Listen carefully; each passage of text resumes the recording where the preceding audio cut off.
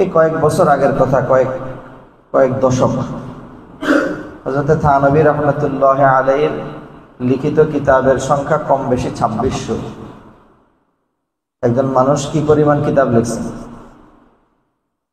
2600 কিতাব কম বেশি। যদি ওনার জন্ম থেকে মৃত্যু পর্যন্ত প্রতিদিনের হিসাব করা হয় তো অন্তত 150-200 পৃষ্ঠা প্রতিদিন লিখছেন। একজন মানুষের হায়াতে প্রতিদিন 150-200 পৃষ্ঠা লেখা সম্ভব? এটা তো কপি করে করে দেখে দেখে লিখে দেন নাই। আবার জন্মের পর থেকেও লিখছেন। তার মানে এবার চিন্তা করেন সময়ের বরকতটা কিরকম হয়েছে। আমাদের হযরতের উস্তাদ হযরত ইদ্রিস কান্দলভী রহমতুল্লাহ আলাইহি হযরত বলেন যে হযরত থানবী রহমতুল্লাহ আলাইহি যখন বায়ানুল কোরআন ওনার তাফসীরের কিতাব লিখতেছিলেন, উনি লেখা রেখে আসরের নামাজের ওযু করার জন্য বের হয়েছেন। ওযু করতে যখন গেছেন বুঝছেন যে মেসওয়াক আনেন নাই। ওনারা খাদেমকে পাঠাইছেন যে গিয়ে আমার মেসওয়াকটা নিয়ে আসো। ইদ্রিস কান্দলভী রহমতুল্লাহ আলাইহি লেখে যে ওনার খাদেম মেসওয়াক আনতে গিয়ে দেখে যে কিতাব বায়ানুল কোরআন লিখতেছিলেন ওই কিতাবের উপর কলমটা রেখে হযরত থানবী রহমতুল্লাহ বের হয়েছে। আর উনি মেসওয়াক আনতে গিয়ে দেখে যে কলম বসে নাই, কলম নিজে একা একাই লিখতেছে। সময়ের বরকতের ফজিলত যে তার পাওনা সময়ের হিসাব বেশি করে, এ সময় ঘুমাইলেও বরকত হয়। অল্প ঘুমে বেশি তৃপ্তি, অল্প খাইলে বেশি তৃপ্তি পাওয়া, এগুলো সময়ের বরকতের আলামত। যত দিন যাবে সময় থেকে বরকত কমে আসবে। একটা সময় আল্লাহ রাসূল সাল্লাল্লাহু আলাইহি ওয়াসাল্লাম বলেন, তোমাদের কাছে এক মাসকে এক সপ্তাহের মতো, এক সপ্তাহকে একদিনের মতো মনে হবে। কি মনে হইতেছে? রমজান কয়েকদিন আগে গেছে আবার চলে আসছে। অনুভব হয় না এটা? আল্লাহ, সময়ের বরকত চলে যাবে, সামান্য সময় পাওয়া যাবে মাত্র। এই সময়গুলো দিয়েই যেহেতু আখিরাতে আমাকে বিরাট বিরাট ঘরবাড়ি বানাইতে হবে, আখিরাতে জান্নাতের জমিন কিনতে হবে, বড় বড় সামান অর্জন করা লাগবে। এজন্য এই সামান্য সময়গুলোকে আগায় দেওয়ার জন্য আল্লাহ অল্প সময়ের মধ্যে দাম বেশি দিয়ে দিয়েছেন। লাইলাতুন নিসফে মিন শাবান, শাবানের মধ্য রজনীটাও এরকম একটা রাত্র যে অল্প করলে বেশি দিবে। শবে কদর এরকম অল্প সময়, একটা রাত্রের বিনিময়ে 1000 মাসের বিনিময়ে দিয়ে দিবেন। এগুলো আসলে কম বরকতওয়ালা, সামান্য সময়ের হায়াতওয়ালা বান্দার মর্যাদা বাড়ানোর জন্য। কিন্তু শর্ত রেখে দিয়েছেন, কাদেরকে আল্লাহ বিনিময়টা পূর্ণাঙ্গ দিবে। কোরআনে পাকের একটা আয়াত আছে যে ময়দানে কিয়ামতে তোমাদের মাল, তোমাদের সন্তান সম্পত্তি কোনো কাজে আসবে না, শুধুমাত্র তোমরা যদি একটা পবিত্র দিল নিয়ে আসতে পারো তো এটা তোমাদেরকে সন্তান সন্ততি আর সম্পদের তুলনায় বেশি ফায়দা দিয়ে দিবে। ইয়াউমা লা ইয়ানফাউ মালুন ওয়ালা বানুন ইল্লা মান আতাল্লাহা বিকলবিন সালিম। যদি পরিশুদ্ধ পরিপূর্ণ একটা দিল তোমরা নিয়ে আসো তো মাল আর সম্পত্তির তুলনায় ফায়দা বেশি পাবে। দিল পরিশুদ্ধ হয় কেমনে? দিল মানুষ যখন ভালো জিনিস ভাবে তো দিল পরিশুদ্ধ থাকে, মানুষ যখন খারাপ ভাবনা ভাবে তো দিল নোংরা হয়।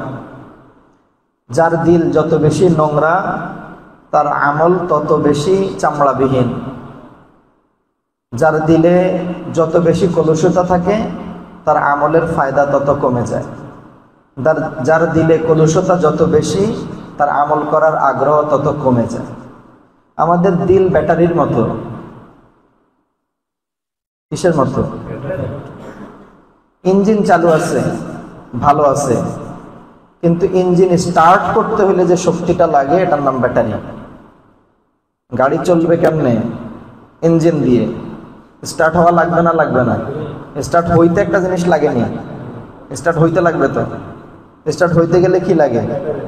ব্যাটারি ছাড়া ইঞ্জিন স্টার্ট নেবে না। আমাদের দিলের অবস্থা এমন যদি দিল মুর্দা হয় তা আমলে জান থাকে না। দিল যার যত বেশি শক্তিশালী তার দিল, এর ভাই এটা সেন্সর কার্ডের মতো, সেন্সর, যার দিল যত বেশি পরিচ্ছন্ন তার আমলের নজরিয়াত ফায়দা তত বেশি। যেন দিল পরিশুদ্ধ হয় বিশুদ্ধ ভাবনার দ্বারা। দিলে 10 ধরনের রোগ হয়। এক ধরনের রোগের নাম হিংসা, হাসাদ। হিংসা মানুষের দিল নোংরা করে দেয়। রাসূলুল্লাহ সাল্লাল্লাহু আলাইহি ওয়াসাল্লাম উদাহরণ দিয়েছে নোংরাটা কেমনে করবে। যদি হিংসা তোমার দিলে থাকে,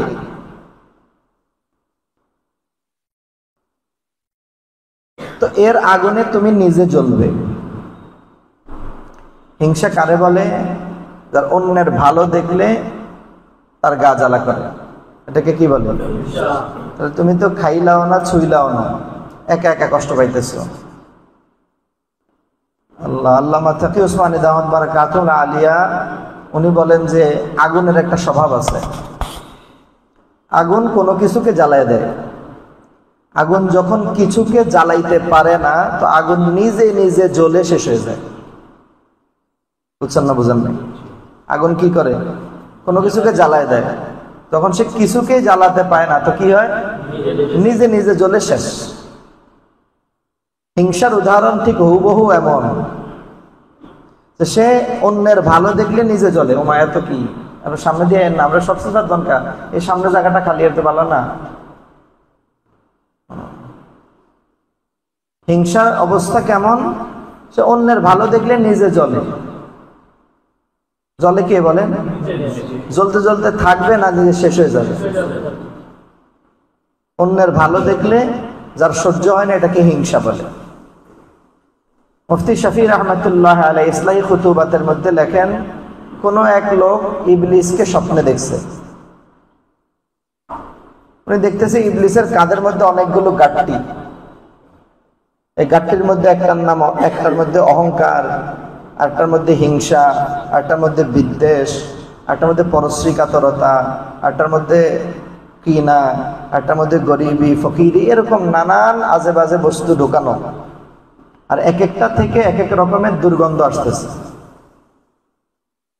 তো স্বপ্নে ওই লোকটা জিজ্ঞাসা, ইবলিস কোথায় যাও? বলে বেচতে।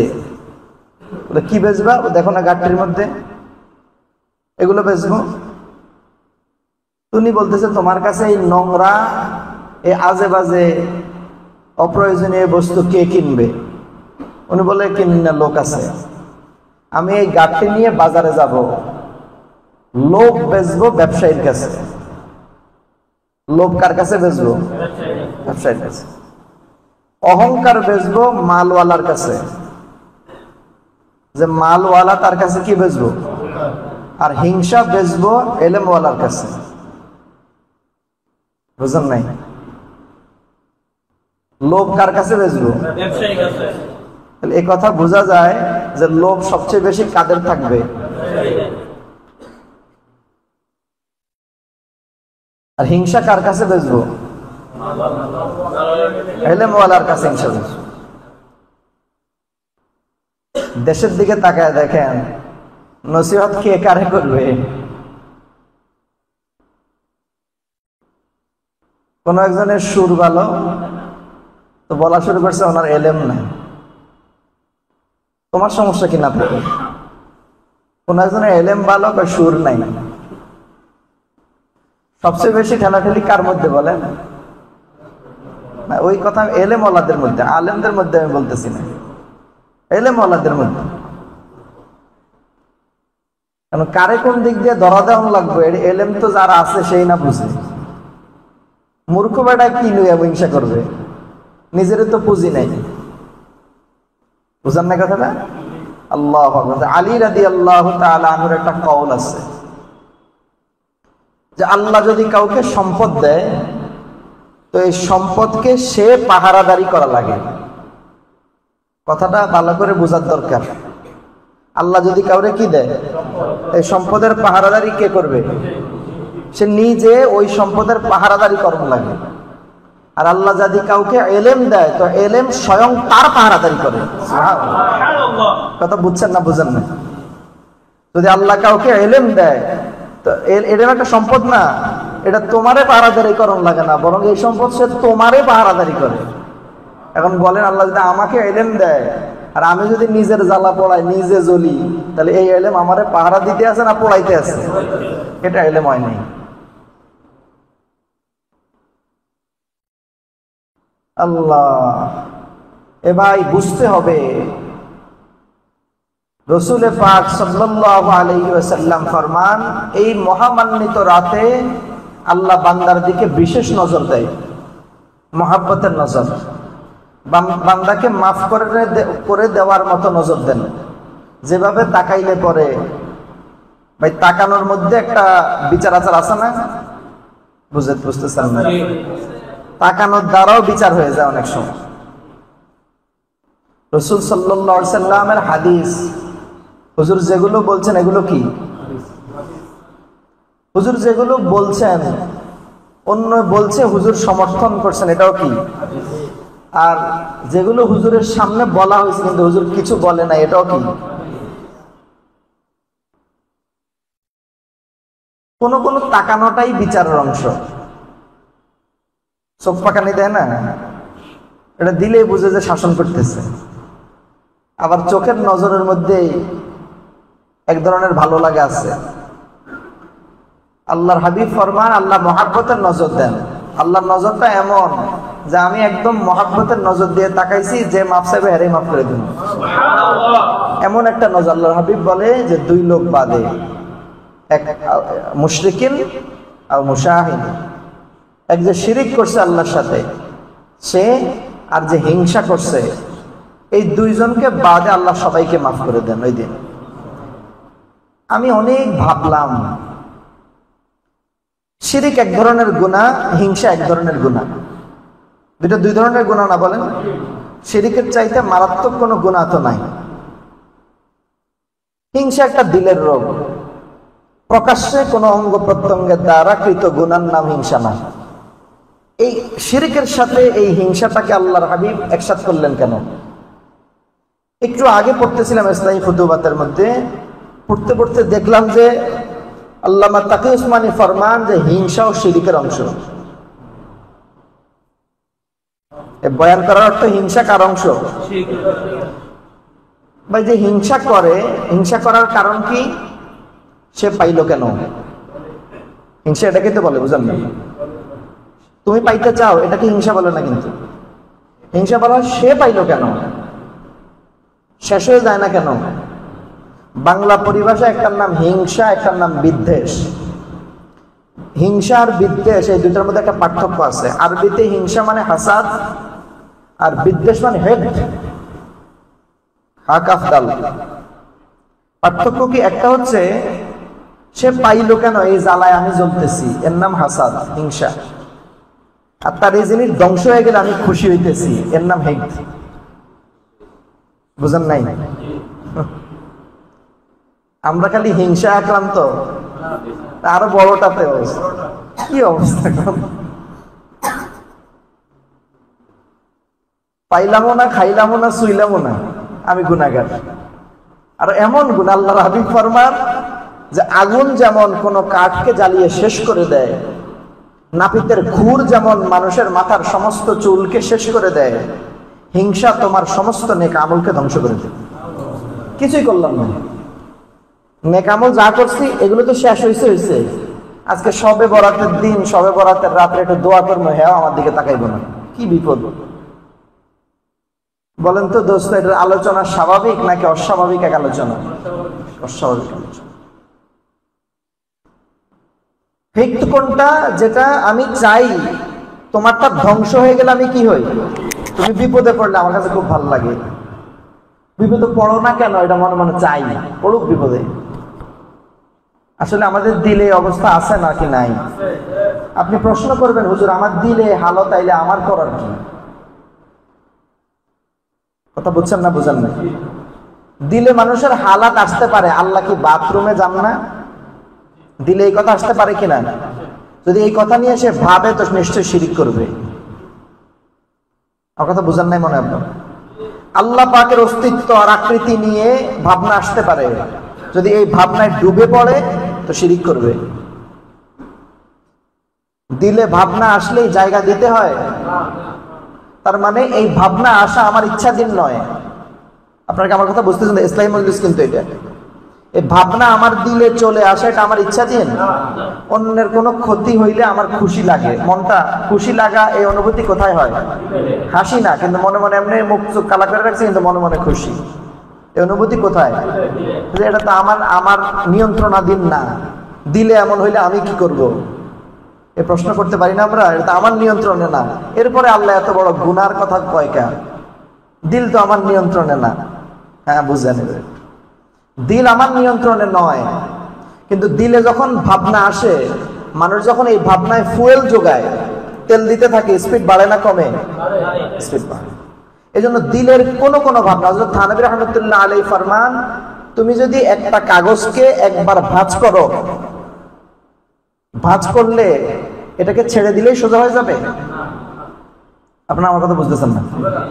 একটা কাগজে ভাঁজ করলাম, ভাঁজ করলে এখন ছেড়ে দিছি, সোজা হয়ে গেছে? সোজা করতে কি করণ লাগে? উল্টা আরেকটা ভাঁজ দেওয়ান লাগে। যেমনে ভাঁজ হয়েছে এর উল্টা ভাঁজ দিলে এখন কি হইব? তো দিল যেহেতু এই কামে অভ্যস্ত হইতে আছে, এবার ওটা শায়েস্তা করা লাগবে। ভাবনা তোমার হাতে না, কিন্তু শায়েস্তা তোমার হাতে কিনা, এটা বলো? এই কামটাই করণ লাগবে। দিলে আসছে অন্যের ক্ষতি হইলে আমার খুশি হয়, এবার দিলের চিকিৎসা চালা, ওর জন্য দোয়া করো, উল্টা ভাঁজ লাগাও এর পিছনে, কেমন লাগবো?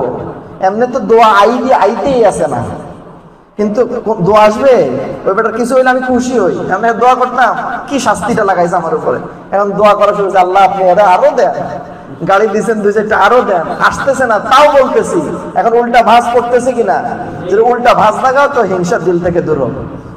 এটা ইসলাম। সব কামে এই কথা কইলে হইব না আমার নিয়ন্ত্রণে না,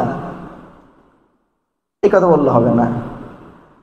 যদি দিলকে ফুয়েল দিয়ে দেই, দিল আজকে একে হিংসা করতেছে, কাল ওকে হিংসা করতেছে। আচ্ছা, হিংসুকের সম্পদ অনেক বেড়ে গেছে, শুনছেন এরকম? হিংসুক সারা জীবনে কি থাকে?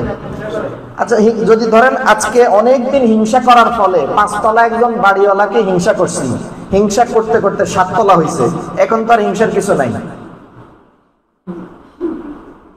5 তলাওয়ালা বাড়িওয়ালারে হিংসা করতে করতে 7 তলা বাড়ি যদি আমার হয়ে যায়, এরপর আর কিছু আছে? হিংসুকের 2 ধরন, যদি তার সম্পদ বাড়ে তাও হিংসা কমে না।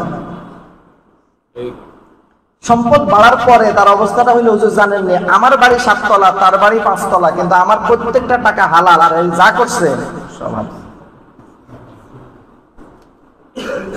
আগে আসলে হিংসা, এখন শুরু হয়েছে অহংকার। রাস্তাটা খোলা, আর কি খোলা জানের মতো।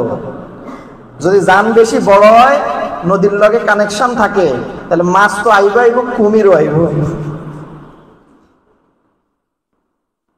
পুকুরের জান বেশি বড় করণ যায় না, আমরা জানেন না এগুলা? পুকুরে গ্রামে মাছ ধরে না, ওই যে ঠেলা জাল দিয়া, তো বেশি বড় জান হলে মাছ আইব? হ্যাঁ, জাল ছোট রাখতে হয়। আল্লাহ তো প্রথম কাজ, দোস্ত আমার প্রথম কাজ, আগে দিলের দিকে খেয়াল করা চাই। দিলে হিংসা অবশ্যই আছে, কারণ এটা আমার নিয়ন্ত্রণাধীন নয়, তো যেহেতু অনিয়ন্ত্রিত, সেহেতু আমার দিলে হিংসা তৈরি হইতে পারে। লোভ আমার দিলে আমার নিয়ন্ত্রণাধীন নয়, তো লোভ আমার দিলে কিছু পাওয়ার আকাঙ্ক্ষা থাকতে পারে না? পারে না? অন্য কিছু পাওয়ার আকাঙ্ক্ষা তৈরি হওয়া লোভ। যদিও লোভের সংজ্ঞার মধ্যে হযরত থানবী রাহমাতুল্লাহ আলাইহি বলছেন যে অলি কোনো কিছু দুনিয়াতে নাই, মালিকানাহীন কোনো কিছু দুনিয়াতে নাই। কথা কি খুব কঠিন হইতেছে মনে হইতেছে? দুনিয়াতে এমন কোন সম্পদ নাই যেটা আমার মালিকানায় নাই। লোভ ওই অংশটা, যে অংশটা অন্যেরটা, কিন্তু আমি মালিক হইতে চাই। অন্যের আছে, আমি কি চাই? এটার নাম লোভ। আর অন্যের আছে, থাকার দরকার নাই, শেষ হয়ে যাক। আর হইছে কেন? এর নাম হিংসা। ওটা শেষ হয়ে যাক, হইলে খুশি হই আমি, এটার নাম হেট। হ্যাঁ, কথা বুঝছেন তো? শেষ হয়ে যাক। আল্লাহর হাবিব সাল্লাল্লাহু আলাইহি ওয়াসাল্লাম ফরমান, এত গুরুত্বপূর্ণ রাতে আল্লাহ তোমার দিকে বিশেষ নজর দিবে। কিন্তু তো বিশেষ নজর দিবে আল্লাহ কার দিকে? বান্দার দিকে। কিন্তু আরেক হাদিস আল্লাহর হাবিব ফরমান যে তোমার কোনো আমল, আল্লাহ তোমার কোনো লেবাস, কোনো পোশাক, কোনো নেক আমলের দিকে আল্লাহ তাকান না, ওয়ালাকিন ইয়ানজুরুকুম ইলা কলবি, আল্লাহ তোমার কুলুবুকুম, আল্লাহ তোমার কলবের দিকে তাকান। তাহলে এখন আমাকে বলেন, আমার কোনো ইবাদতের দিকে আল্লাহ তাকায় না, আমার পোশাক আশাকের দিকে আল্লাহ তাকায় না। আমি শবে বরাতে আল্লাহর সামনে হাজির হয়েছি ইবাদত নিয়ে, নামাজ পড়বো 200 রাকাত, 100 মসজিদে 200 রাকাত নামাজ পড়বো। এরপরে আমি হাজির হয়েছি, একটা রোজাও রাখছি, আমি হাজির হয়েছি তেলাওয়াত নিয়ে, জিকির নিয়ে, সুন্দর জামা কাপড়ও পরছি শবে বরাতের জন্য, বিকাল বেলা গোসলও করছি বেদাত স্বরূপ, বেদাত হিসাবে কি করছি, গোসলও করছি। আল্লাহ বলে আমি তোমার এগুলোর দিকে তাকাই না। কিসের দিকে তাকাই? ওয়ালাকিন ইয়ানজুরুকুম ইয়ানজুরু ইলা কুলুবিকুম, তোমার কলবের দিকে আমি তাকাই। এমন কলবের মধ্যে হিংসা, কথা বুঝেন নাই মনে হয়। আল্লাহর হাবিব বলে তোমার কলবের দিকে আল্লাহ যখন তাকায় তখন তোমার কলবে হিংসা থাকে। আল্লাহর হাবিব ফরমান এই রাতে হিংসুক আর শিরিকওয়ালা দুইজনের একজনকে আমি মাফ করব না। এখন আসে বলেন তো, জামা কাপড় পরিষ্কার করার জন্য যত ব্যস্ত হইলাম, কলবটা পরিষ্কার করার জন্য ব্যস্ত হইলাম না। জামা কাপড় ধোয়ার জন্য সময় লাগে, শুকাইতে সময় লাগে, আবার এটাকে ফিটফাট করতে হতে সময় লাগে। কি ভাই, কলবটাও কি এরকম কম সময় দিলেই হয়ে যাবে না লম্বা সময় লাগবে? হ্যাঁ, হযরত থানবী রাহমাতুল্লাহ আলাইহি আনফাসে ঈসা একটা কিতাব আছে, উনি বলে যে কোন আল্লাহ ওয়ালার খানকায় রহমতের চোখের পানি দ্বারা বারবার এই কলবকে চুবাইলে এই কলব একদিন পরিষ্কার হবে। চোখের পানির মধ্যে ডুবাইতে হয় কলব, এটা তো আমার নিয়ন্ত্রণে নয়। আচ্ছা, কলবকে যদি আপনি ভাবতে দেন সে হয়েছে কেন, এর হয়েছে কেন, ওর হয়েছে কেন, এরকম ভাবতে দেন কলবকে, একে নিয়ন্ত্রণে রাখতে পারবেন না? ভাববে অনেক। আপনারা অনেকেই চেনেন না, এই জন্য বলতে পারবো কথাটা। আমাদের একজন খাদিম ছিলেন এখানে, ওনার আহলিয়া অন্য একটা বাসার খাদেমা ছিলেন। তো ওই বাসাওয়ালা বলতেছে খাদেম যখন ছুটিতে যায়, আমাদের এখানকার খাদেম, তো বিবির সাথে আলাপ করে যদি আল্লাহ চায় বেশি দিন লাগবে না, আমরা হয়তো 2500 বা 3000 স্কোয়ার ফিট একটা ফ্ল্যাট কিনবো এই ধানমন্ডির দিকে। ওটাকে আমরা সাজাবো, একটা মেহমানখানা থাকবে, একটা বেডরুম থাকবে, আমরা যদি কিছু ফার্নিচার বানাই। এই ভাবনাটা কে ভাবতেছে? আমাদের একজন খাদেম ওনার ওয়াইফের সাথে কথা বলতেছে। তো ওনার আহলিয়াকে ওই ঘরওয়ালি জিজ্ঞাসা করছে, তুমি কত টাকা পাও বেতন? এটা যে ফ্ল্যাটটা কিনবা, এটা কেমনে কিনবা? মানে কিনতে পারবো ইনশাল্লাহ। তুমি কেমনে? আমি 7-8 টাকা পাই, আমার খাদেম আমার হাজব্যান্ড উনি 7-8 টাকা পায়, 1-2 টাকা জমাইলে একদিন কিনতে পারবো আমরা ইনশাল্লাহ, আশা করি। আমার কথাটা বুঝতে পারছেন তো? মানে সে কি 1-2 টাকা কিনবে, জমাবে, আর কি কিনবে? একটা ফ্ল্যাট কিনবে। তাহলে বলেন তো, জমছে 1-2 টাকা, আর ফ্ল্যাটটা দিলের ভিতরে হইয়া রয়েছে একদম গাব গাছ। বুঝেন না কথাটা? এখন মনে হয় সে যে ফ্ল্যাটটা কিনবে, ওই ফ্ল্যাটটা কেমনে সাজাইবে এটা দিলের মধ্যে এখনো তৈরি হয়ে গেছে না? আর জমছে কত? 1-2 টাকা। এবার এটা কিনতে লাগবে কয়েক কোটি টাকা লাগবে। তো তাহলে কয়েক কোটি টাকা হওয়া পর্যন্ত এই ফ্ল্যাটটাকে এই জায়গায় থাকবে না, আলিশান প্রাসাদে পরিণত হবে। যখন আর 1-2 টাকা দিয়ে কিনতে পারবে না, তখন কি দিল এই জায়গায় থাকবে না, ভাইয়া খান হবে। দেখছেন নি ভাবনা তাকে কোথায় নিয়ে গেছে? সে ভাবছে আমি একটা ফ্ল্যাট কিনে। মানুষ যখন কোনো একটা ভাবনায় ডুবে পড়ে, আর এই ভাবনাটা যদি তার সহি নেহাজে না হয়, তার দিলের ভাবনাটা যদি আল্লাহর হুকুম মোতাবেক না হয়, তো এই দিলটা তাকে ভাসাইতে এমন এক জায়গায় নিয়ে যায় যেখান থেকে আর ফিরে আসা সম্ভব হয় না। ফলে তার মধ্যে আরো একটা বড় রোগ ভর করে, নাম হতাশা। বর্তমান দুনিয়ায় শিরকের পরে সবচেয়ে বড় মারাত্মক ভয়াবহ ব্যাধির নাম হতাশা। হতাশা মানে কি ভাই? যেটা পাওয়ার আশা করছো সেটা তুমি পাও না, এর নাম কি?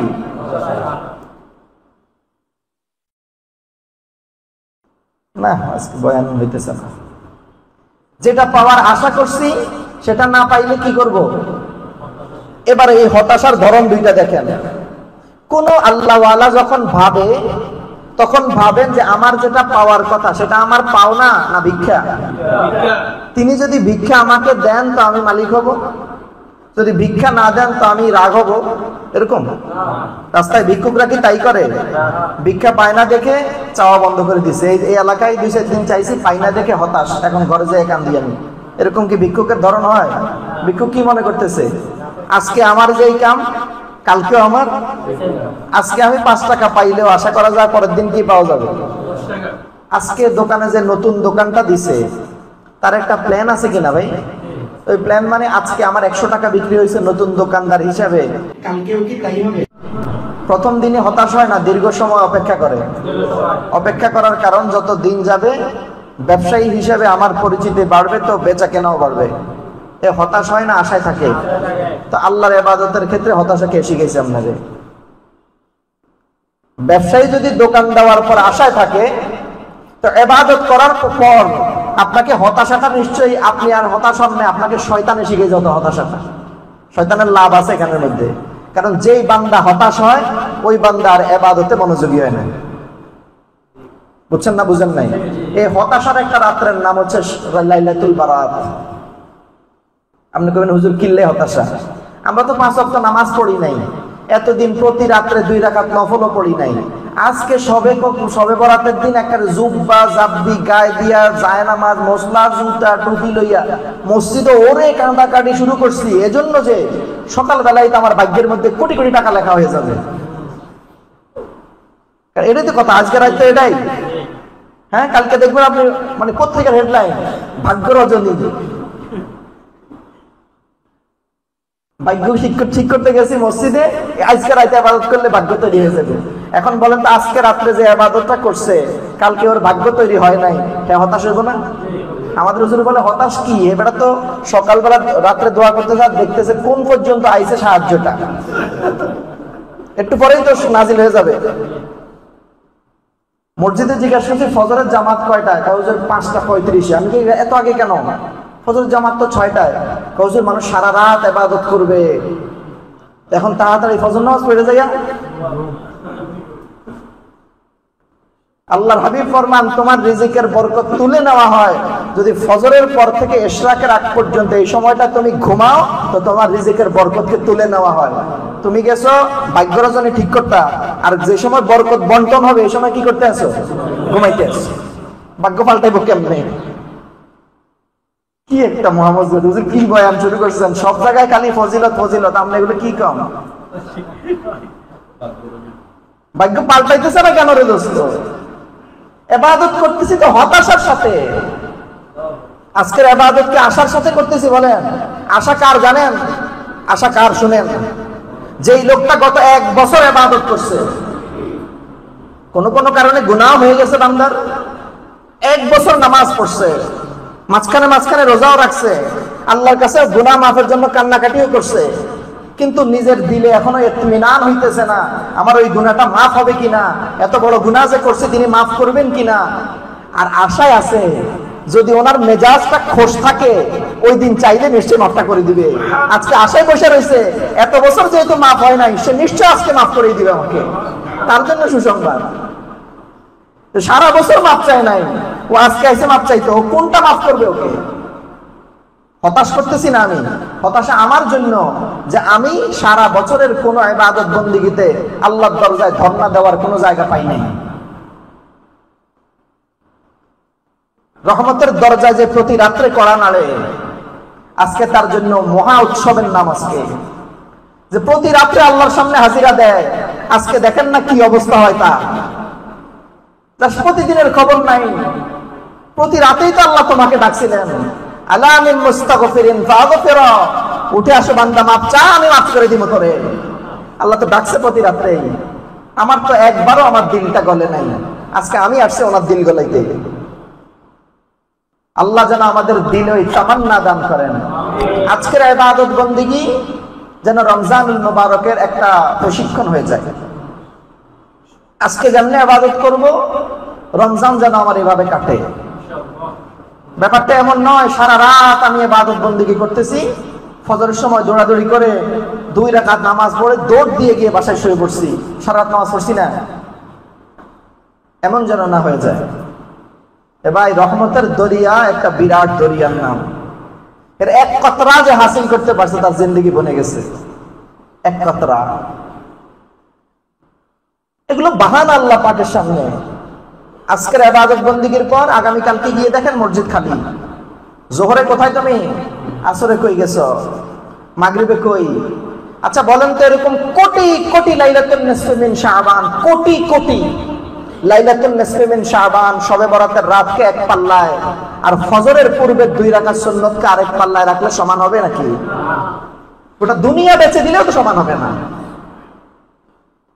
আল্লাহু আকবার। হযরত ফজলুর রহমান গঞ্জি মুরাদাবাদী রাহমাতুল্লাহ আলাইহি, হযরত থানবী রাহমাতুল্লাহ আলাইহির কাছে বলতেছেন, বাবা এটা কোয়ার কথা না, কিন্তু তারপরেও তোমার সাথে বলতেছি,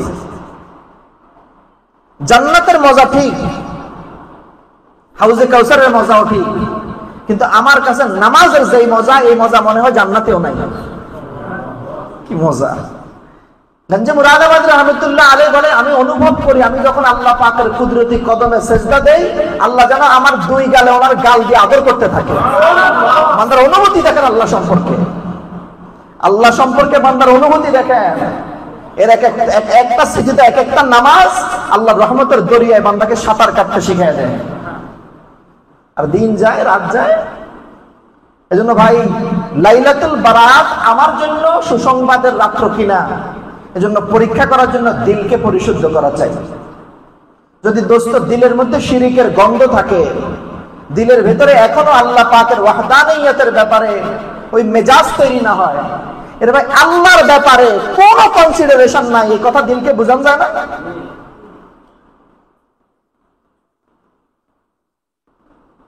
আল্লাহ তাআলার ব্যাপারে কোনো রকমের ছাড় নাই, কারো ব্যাপারে নাই। এই কথার দিল থেকে যদি আমি বুঝাইতে পারি দিলকে, তো দিলের ভিতরে একটা আলো তৈরি হবে, তাওহীদের আলো। তাওহীদের আলো। দিলের ভিতরে আমাদের শিরিকের গন্ধ ঢুকে আছে, শিরিকের গন্ধ। শুধু মূর্তি পূজা শিরিক, শিরিকের গন্ধ দিলে ঢুকে আছে। এই জন্য দিলকে কথা বুঝাই, আমার আল্লাহর সাথে কারো শরীক চলবে না। আপনি বলবেন, হুজুর এটাও তো আমার কন্ট্রোলে না। হুজুর আসেন উল্টা ভাঁজ করেন, দিলের উপরে জিকিরের করাত চালাই দেয়। থানবী শব্দ। দিলের উপরে যখন জিকিরের করাত চলতে থাকে, তো দিল থেকে শিরিক বের হয়ে যায়। কারণ আপনার অবস্থা কি, কোনো মানুষ যদি মুশরিক কোনো ঈমান আনতে চায়, তো কিসের ভিত্তিতে ঈমান আনে বলেন? দেখছেন না অবস্থা? আশহাদু আল্লা ইলাহা ইল্লাল্লাহু ওয়াহদাহু লা শারীকা লাহু, এক শব্দ। কুরবানি করতে যাবেন, তো কি শিখাইতেছি আমরা? কুরবানি করার সময় একটা দোয়া পড়ি না আমরা? হ্যাঁ, না না, কুল ইন্না সলাতি ওয়া নুসুকি ওয়া মাহইয়ায়া ওয়া মামাতি লিল্লাহি রাব্বিল আলামিন, তারপরে লা শারীকা লাহু ওয়া বিযালিকা উমিরতু। দেখছেন না অবস্থা? হজে যাবেন, কি পড়তেছেন? লা শারীকা লাকা লাব্বাইক। আমি আপনার ব্যাপারে কাউকে ছাড় দেই না। বান্দা যখন তার দিলের মধ্যে জিকিরের করাত চালাইতে থাকে, তো বান্দার দিল থেকে শিরিকের গন্ধ বেরোতে থাকে। দিলের ভিতরে আল্লাহকে আপন করার একটা শক্তি তৈরি হয়, আল্লাহকে অনুভব করে দিলের ভিতরে বান্দা। শিরিক থাকে না। যদি দিলে শিরিক বসে পড়ে একবার, শিরিক ক্যান্সারের মতো, এইডসের মতো রোগ। কোন বান্দা যদি তার দিলের উপরে মেহনত না করে, শিরিক বেরোবে না। তো আপনি কোন হিন্দু ভাইকে দাওয়াত দেন, সে বলবে আমার সৃষ্টিকর্তা তো আল্লাহ, সব সে মানে, কিন্তু তার শিরিকও বন্ধ করে না। কারণ সে তো তার দিলের ভিতরে জায়গা দিছে শিরিককে। 2 নাম্বার দোস্ত, সবচেয়ে ভয়াবহ শিরিক যারা করে তার নাম মুশরিক। মুশরিক যে সে কাফের। বর্তমান জামানায়, বর্তমান দুনিয়ায় কারা কাফের জানি তো? এটা বুঝেন নাই কথা মনে হয়। কাফেরদের মধ্যে শিরিক আছে কি নাই? আচ্ছা, ওরা সবাই মিলে যদি আজকে মাফ চায়, মাফ করা হবে? কিসের কারণে? শিরিকের কারণে, বেঈমান হওয়ার কারণে। প্রত্যেক মুশরিক বেঈমান। আচ্ছা ভাই, আমি তো ঈমানওয়ালা, আমাকে মাফ করা হবে না কিসের কারণে? আল্লাহ হাবিব বলেন, কয় দলকে মাফ করা হবে না? একটা মুশরিক, একটা মুশাহিন, একটা মুশরিক আর একটা হিংসুক। তো মুশরিককে মাফ করা হইল না বেঈমানের কারণে, আমি ঈমানওয়ালা, আমাকে মাফ করা হইল না কিসের কারণে? কেমনে দূর হইব? এটা উল্টা ভাঁজ করুন লাগবে। আল্লাহর হাবিব সাল্লাল্লাহু আলাইহি ওয়াসাল্লামের হাদিস থেকে আল্লাহর হাবিব ফরমান, যার ব্যাপারে হিংসা হয়, যেহেতু হিংসা আমার অধীন নয়, হতেই পারে যার ব্যাপারে হিংসা হয় তার জন্য দোয়া করো। এক নাম্বার কাজ, তার মধ্যে যে ভালো গুণগুলো আছে ওই গুণগুলো তালাশ করো। সবচেয়ে বড় অসুবিধা এই জায়গাটার মধ্যেই। আপনাকে যদি বলা হয় আপনি আজকে দাঁড়াইয়া মানুষের দোষ কম, অন্তত কয়েকশো কোটি দোষ আমি একটা না বলে দিতে পারবো। শেখ হাসিনার কি দোষ, খালেদা জিয়ার কি দোষ, রাষ্ট্রের কি দোষ, ডক্টর ইউনূসের কি দোষ, এখানে যারা আছে কি দোষ, সবার দোষ আমি বলতে পারবো। আর যদি বলে যে ভাই আপনি আপনার 5টা দোষ বলেন, না কি দোষ, আমি ফেরেশতা নাজিল হইছি করতে দোষ হইবে আমার দোষ নাই হুজুর। একটা কথা কইতে হইবেন না, না আমার দোষ নাই হুজুর, হ্যাঁ দোষ। গাড়ি যে অ্যাক্সিডেন্ট করছে ও কি বলে আমার দোষ না, হ্যাঁ দোষ। ফেরে জিজ্ঞেস করেন কার দোষ, হুজুর গাড়িওয়ালার দোষ। কথা বুঝেন নাই মনে হয়? নিজের দোষ বলে না অন্যের দোষ বলে। পৃথিবীতে মানুষ শুধু দোষী না গুণীও আছে? একজন মানুষের শুধু দোষ না গুণও আছে? এরকম কোন মানুষকে আল্লাহ বানান নাই সব দোষ, তার কি আছে? গুণ আছে। হযরত জুন্নুনি মিসরি রাহমাতুল্লাহি আলাইহি ইসলাহি কুতুবাতের মধ্যে আছে, জুন্নুনি মিসরি রাহমাতুল্লাহি আলাইহি উনি দেখলেন যে এক চোরকে শুলিতে চড়ানো হয়েছে। চোরের অবস্থা হাতও নাই পাও নাই, হাতও নাই। তো জিজ্ঞেস করছে ভাই এই চোরের অবস্থা এমন কেন? বলে চোরে একবার চুরি করছে, ইসলামী হুকুম মোতাবেক তার হাত কেটে দেওয়া হয়েছে। আবার চুরি করছে তো যেই দিকের হাত তার অপোজিট দিকের পা কেটে দেওয়া হয়েছে। আবার চুরি করছে তো আরেক হাত কাটছে। আবার চুরি করছে তো পা কেটে দিছে। শেষ চুরি করছে পরে শুলিতে চড়াইছে। জুন্নুনি মিসরি রাহমাতুল্লাহি আলাইহি যাইয়া এর হাতে কাটা হাতে পায়ে চুমা দিতে আসছে। মানুষকে হুজুর আপনি এত বড় বুজুর্গ মানুষ হাতে পায়ে চুমা দিতেছেন যে? ভাই আমি চুরিটারে চুমু দিই নাই, দিছে এত হাত পা কাটার পরও যে এই কাজের উপর টিকে আছে, রেস্টে কামাতের জন্য চুমু দিতে আসছে। কথা বুঝতে পারছেন তো? মানে উনি চোরের কাছ থেকেও মনে করছে চোর যে টিকে আছে চুরির উপরে। এটা তো একটা ভালো গুণ। যদি এই গুণ আমি অর্জন করতে পারতাম ইবাদতের উপর, আমি কত আগে আল্লাহ হয়ে যেতাম। কোন একজন মানুষের কাছ থেকে ভালো গুণ বের করার টেন্ডেন্সি তো আমাদের নাই। যে কোনো কারণে একটা ভালো কথা কইলেও হ্যাঁ একটা সন্দেহ বাইর করে দিল, কি আজকে তো ভালো কথা কইতেছে কি লিগে, এটাও একটা সমস্যা। যে মানুষটার ভালো আমি দেখতে পারি না তার ব্যাপারে তো আমার হিংসা হইব না বলে? হ্যাঁ, খুব সমস্যা। দিলের উপরে আক্রমণ চালানো দরকার। যে একটা সমস্যা আছে, ওই এটা আপনারা বলেন পজিটিভ মাইন্ডিং। এডি কইলে আবার খুব খায় খাইছে। ওরে আল্লাহর একটা সেমিনার হল টল ভাড়া করে টেয়া দিয়ে ট্রেনিং নেয়, টাকা দিয়ে ট্রেনিং। কি করেন আমরা? পজিটিভ থিঙ্কিং শিখাইতেছি আমরা। হ্যাঁ, মোটিভেশন। মোটিভেশন হলো গুতা দেওয়া। আমাদের এখানে একজন লোক আসছিলেন, উনি বললেন যে হুজুর এই 100 ঘোড়া চুরি করছে। তো দুই জায়গার মধ্যে দুইটা ঘোড়া, দুইটা। তো একটা ঘোড়া দৌড় দেয় ভালো করে, আরেকটা আস্তে আস্তে হাঁটে।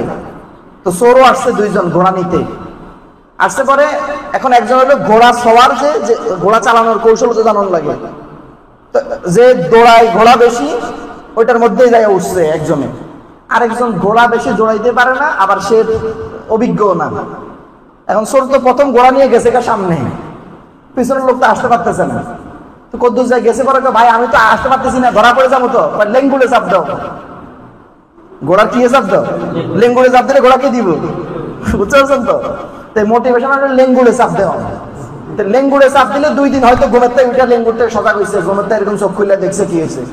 এই মোটিভেশন দ্বারা তো কোনোভাবে মানুষ দিন দাঁড় হইতে পারে না। আল্লাহ দিন মানা মোটিভেশনের ব্যাপার না। তো কদিন আগে দেখলাম যে একজন কৌতুক অভিনেতা, পত্রিকায় দেখছি, সে নাকি আত্মহত্যা করছে। আমি বলছি আরে সারা দুনিয়ার মানুষে হাসায় হাসছে আর তার জীবনে হাসি নাই। তুমি হাসতে পারলে কি মরার কথা নেই? আল্লাহ কই থেকে জানি। ও 1 নম্বর কাজ, যার যেই দোষগুলো আছে এই দোষগুলোকে অ্যাভয়েড করা চাই। পৃথিবীতে কোনো মানুষ একদম নির্দোষ নয়, দোষ আছেই তার। কোনো মানুষ এরকম নয় যে একদম নির্গুণা, কোন এরকম নাই, তার গুণও আছে। যদি তার গুণগুলো আমাকে ইমপ্রেস করে, তার গুণগুলো যদি আমি দেখতে পারি, তাহলে আমার মধ্যে একটা পজিটিভ মাইন্ডিং তৈরি হবে। 2 নম্বর কাজ, সালামের প্রচলন বেশি করা। প্রথম যেই কাজটা হয়, যার লগে আদাওয়াত, প্রথম কামটা হলো সালাম দেওয়া বন্ধ করে দেয়। বুঝেন না কথাটা? যার সাথে কোনো কারণে একটু দূরত্ব তৈরি হয়, প্রথম কি করি? আল্লাহ হাবিব বলেন যে এই লোকটা আগে সালাম দেয়, আমি নবী সার্টিফিকেট দিচ্ছি এই লোকটা গুনাহ মুক্ত, অহংকার মুক্ত। আচ্ছা, যে সালাম দেয় না, তাহলে হ্যাঁ কিসের কারণে দেয় না? এবার বুঝছেন নি কথাটা? কি থেকে কি শুরু হয়েছে? যার সাথে প্রথমে আদাওয়াত তৈরি হয়, তো প্রথমে সালাম দেওয়া বন্ধ করে দেই। এই সালাম দেওয়া বন্ধ করে দেওয়াটাই একটা বড় গুনার কারণ। যাকে যে সালাম দিবে, সালাম দেওয়ার অর্থ কি ভাই? আপনার উপর না, এখন আর শান্তি বর্ষণ হইতেছে না তো। আসসালামু আলাইকুম, মরে নামনে ধ্বংস হন, এই কথার অর্থ জানলে বলবো যে হুজুর আজকে থেকে সালাম তো দিব, কিন্তু আসসালামু আলাইকুম বলবো, যাতে উদ্দেশ্য হলো একটা বদদোয়া, হ্যাঁ শেষ হোক। সালামের আদলে একটা বদদোয়া করে দিব, হ্যাঁ মনে করবো সালাম দিচ্ছি। যদি সালামের হক জেনে কেউ সালাম দেয়, আল্লাহর হাবিব ফরমান সালামের দ্বারা ইন্টারনাল ভেতরে যে শত্রুতা তৈরি হয়েছে দূর হয়ে যাবে। একটা শত্রুতা হইলো যে আপনার কাছে আমি পাওনা দেওনা আছি, আপনার সাথে জমি নিয়ে লেনদেন আছে, আপনার সাথে পাওনা দেওনা নিয়ে একটা ঝগড়া আছে, এটা দৃশ্যমান। কিন্তু অদৃশ্য শত্রুতা আছে না নাই? বুঝেন নাই কথাটা? অদৃশ্য একটা শত্রুতা আছে। ধরেন এই ওসি সাহেবকে আমি দেখতে পারি না, আপনি কোন সময় থানায় গেছেন না? যাই নাই, তো কি সমস্যা? আপনি দেখতে পারেন না? এমনি দেখতে পারি না। এই শত্রুতা দৃশ্যমান না অদৃশ্য শত্রুতা? কোনো কারণ ছাড়াই শত্রুতা তৈরি করে রাখছে। অমুকরে আমি দেখতে পারি না, কি কারণ? আপনার সমস্যা কি? না এমনি। এমনি যে শত্রুতা হয়, এই শত্রুতা সালামের কারণে শত্রুতা মিটে যাবে। কথা বুঝাইতে পারছি কিনা ভাই? এক নাম্বার কারণ কি? এক নাম্বার কি বলছি ভাই? ধরেন মানুষের মধ্যে যে গুণ আছে, সেটা যদি আমি যাকে হিংসা করি তাকেও তার গুণগুলো তালাশ করা চাই। 2 নাম্বার সালামের প্রচলন করা চাই। 3 নাম্বার হযরতে আল্লামা তাকি উসমানী দামাত বারাকাতুহু আলিয়া বলে, হিংসার রোগের জন্য একটা বড় অ্যান্টিবায়োটিক লাগবে। এই অ্যান্টিবায়োটিকের নাম হলো আল্লাহকে দোয়া করুন। সবচেয়ে কষ্টের কামটা। তার জন্য কি করা? দোয়া করা। এর জন্য দোয়া করা চাই। এটা কঠিন, খুব কঠিন। উনি বলেন যে তোমার মন থেকে দোয়া আসছে না, কিন্তু মুখ থেকে বলো, এটা মেডিসিন তোমার জন্য, অ্যান্টিবায়োটিকের কাজ করবে। এর জন্য যদি দোয়া করি, যদি একজন মানুষের দিলে থাকে কোন মুসলমান অপর মুসলমানের অনুপস্থিতিতে যদি তার জন্য দোয়া করে, তা আল্লাহর ফেরেশতারা যেই লোকটা দোয়া করে তার জন্য দোয়া করতে থাকে অনুপস্থিতিতে। যদি এটুকু দিলে আমার থাকে, আমার একটা বাড়ি দরকার, তাহলে এটা পাওয়ার জন্য কি দোয়া করা দরকার? আল্লাহ অমুক ভাইয়ের একটা বাড়ি দেন, তাহলে ফেরেশতা দোয়া করবে আল্লাহ আপনি তারে একটা বাড়ি দেন। আমার কথা বুঝছেন না? বুঝেন না? তাহলে এটা আজকে মসজিদে বলছিলাম, এটা যেন এমন না হয় আল্লাহ অমুক ভাইরে ডায়াবেটিস দেন। আমার ডায়াবেটিস হইলে হোক, না হইলে নাই, কিন্তু হেয়ার যেন হয়। বুঝেন নাই? আমাদের অবস্থা কি এরকম কিনা বলেন? যদি আমি দোয়া করলে ফেরেশতারা আমার জন্য দোয়া করে, তাহলে আমার প্রথম টার্গেট থাকে এমন দোয়া করবো যেন একবারে চিরজীবনের জন্য শেষ হয়ে যায় সে। হ্যাঁ, আজকে মসজিদে বলছিলাম যে একজন দোয়া করতে, একজন ফেরেশতার কাছে এসে বলছে, ভাই তুমি যেটা চাইবা তোমাকে সেটা দেওয়া হবে, কিন্তু তোমার প্রতিবেশী ডাবল হবে। তা বলছে যে আল্লাহ একটা বাড়ি দেন। তার একটা বাড়ি হয়েছে, তো দেখে যে পাশের ওলার 2টা বাড়ি। তো চিন্তা করছে এটা একটা মহা মুসিবত, আমি দোয়া করতেছি আর হেবাটার বাড়ি হইতেছে, তার একটা গাড়ি দেন। আমার একটা গাড়ি হয়েছে, তার 2টা গাড়ি হয়ে গেছে। সে চিন্তা করছে না, এইভাবে তো দোয়া করে তার বাড়ি বানায় দেওয়া যাইব না, তো দোয়া করছে আল্লাহ তাহলে আমার একটা চোখ নষ্ট করে দেন। তাহলে হ্যাঁ কয়টা নষ্ট হইব? দেখছেন নি দোয়ার অবস্থা? মানে আমাদের দিলটাই নোংরা হয়ে গেছে, দিলটাই। আচ্ছা ভাই, আল্লাহ যদি তাকে দিতে পারেন, আল্লাহকে আমাকে দিতে পারে না? ওই যে বলছিলাম হিংসার ভিতরে শিরিক কেমনে লুকায়িত আছে। আচ্ছা, হিংসা কারে করতেছেন? যারে আল্লাহ দিছে তারাই তো। আল্লাহ দিছে, এই বন্টনটা কি আমার বন্টন না আল্লাহর বন্টন? তা আল্লাহর বন্টন হলে আমি হিংসা করতেছি, এই কথাটা হচ্ছে আল্লাহর বন্টন ঠিক হয় নাই। নাউজুবিল্লাহ। আমি ওকে হিংসা করার উদ্দেশ্য কি? আমি তো নিজেও পাইতে চাই না। যদি চাইতাম যে তারটা না হোক আমার হোক, এটার নাম লোভ হইতো। আমি চাইতেছি কি আমার হোক আর না হোক, হের যেন না হয়, এটার নাম হিংসা। এই আল্লাহ তাকে দিছে, এই কথা যখন থাকে তখন দিলের ভিতরে কি আসে? যা নিশ্চয়ই আল্লাহর বন্টনটা ভুল হওয়ার কারণে হেরে দিয়ে দিচ্ছে, আমার ধ্যান কথা ছিল। এটা শিরকের অংশ। দেখছেন একজন হিংসুক কিভাবে শিরকের মধ্যে লিপ্ত আছে। 3 নাম্বার কাজ দোস্ত, তার জন্য দোয়া করা, যে আল্লাহ আপনি তাকে আরো বাড়ায় দেন। সাথে সাথে এই দোয়াটুকুও করা যায়, আল্লাহ আপনি সেটা আমারও দিতে পারেন। কি করা যায় না এটা? 4 নাম্বার কাজ, আমার জন্য হাদিয়া পাঠানো। ছোট ছোট হাদিয়া পাঠানো চাই। আল্লাহর হাবিব ফরমান তাহাদ্দু তাহাব্বু, কাউকে হাদিয়া পাঠাও তোমাদের মধ্যে মহব্বত তৈরি হবে। এই কথা আবার মনে করেন যে হুজুর আপনি কিন্তু মনে করাই দিচ্ছেন, না হুজুরে এসব হাদিয়া নেন না। আর একটা শুরু হয়েছে হাদিয়া আইয়ন, এটা আমি কয়েকদিন দেখলাম যে ও বাবুরে যে যার মতো করে না দিয়ে দেয়। আগে আমি বেশি কঠোর ছিলাম, একটু নরম হওয়াতে একটু ফ্যাস লাগিয়ে গেছে। আমি আপনাদেরকে দিল থেকে 100 ভাগ মহাব্বত করি, হাদিয়া না দিলেও, বুঝছেন তো কথাটা? হাদিয়া দিয়ে আর মহাব্বত বাড়ানোর দরকার নেই আপনাদের। আমি 100 ভাগে উজাড় করে মহাব্বত করতেছি। আমার দেওয়ার দরকার আপনাদেরকে যে আপনারা আমারে করেননি মহাব্বত। কথা বুঝেন নাই মনে হয়? আমার মহাব্বত 100 ভাগ আপনাদেরকে দেওয়া আছে, তা আমি হাদিয়া দিব আপনাদেরকে, আপনারা দয়া করে আপনাদের মহাব্বতটা আমারে দিয়েন। যার ব্যাপারে আমার আদাওয়াত আছে, আমার বদ ধারণা আছে, আমার খারাপ ধারণা আছে, তাকে হাদিয়া দিতে থাকি। এক সময় তার সাথে আমার দিলের সম্পর্ক তৈরি হবে ইনশাআল্লাহ। যদি এই 4 জিনিস হয় তাহলে আশা করা যায় আমার দিল হিংসা মুক্ত হবে। যদি হিংসা মুক্ত হয় তা আজকের রাতের এত বড় ফজিলত থেকে আমি বঞ্চিত হব না ইনশাআল্লাহ। এ ভাই, এই হিংসা কিন্তু দোয়া করলে যায় না। কথা বুঝছেন না বুঝেন নাই? সাবান দিয়ে ধুইলে এই যে গরুর গোশতের তেলের যে রং, সাবান দিয়ে ধুলে যায়। তারপরে এই যে গ্রিজ লাগে না, সাবান দিয়ে ধুলে যায়নি। হ্যাঁ, এই হিংসার গুনাহ তওবা করলে মাফ হয় না। হিংসার গুনাহ আপনি ইবাদত বন্দেগী করলে মাফ হয় না। এটা মাফ হওয়ার কারণ হিংসা ছেড়ে দেওয়ার পরে মাফ হয়। যাকে হিংসা করছেন ওইটা ছেড়ে দিলে আগেরটা মাফ। কথা বুঝছেন না বুঝেন নাই? তওবা কোনটা? অঙ্গ প্রত্যঙ্গের দ্বারা প্রকাশ্য দৃশ্যমান যদি কোনো গুনাহ হয় তাহলে এটার জন্য কি মেডিসিন বলেন? তওবা। যেটা দিলে হয়, আপনি তো গুনাহটা প্রকাশ্য করেন নাই, এটা হচ্ছে ব্যাটারি নষ্ট হয়েছে। আপনারা হাইব্রিড গাড়ির খবর জানেন? হাইব্রিড এখন গাড়ি চলে কি দিয়ে? ব্যাটারি দিয়ে। ব্যাটারি আর ফুয়েল। সাধারণ গাড়িটা চলে হলো শুধু ফুয়েল, তাই না? আর হাইব্রিডে কি? ব্যাটারি আর ফুয়েল। এখন আমি মনে মনে বলতেছি, আগে তো ব্যাটারি আসলে 1500 টাকা দাম, খুব নষ্ট হইলে খুব বেশি ক্ষতি হইতো না। হাইব্রিডের অবস্থা কি বলেন? আমরা যত আধুনিক হয়েছি, এখন ব্যাটারি নষ্ট হইলে কি 1500 টাকা না কমপক্ষে 1.5 লাখ টাকা?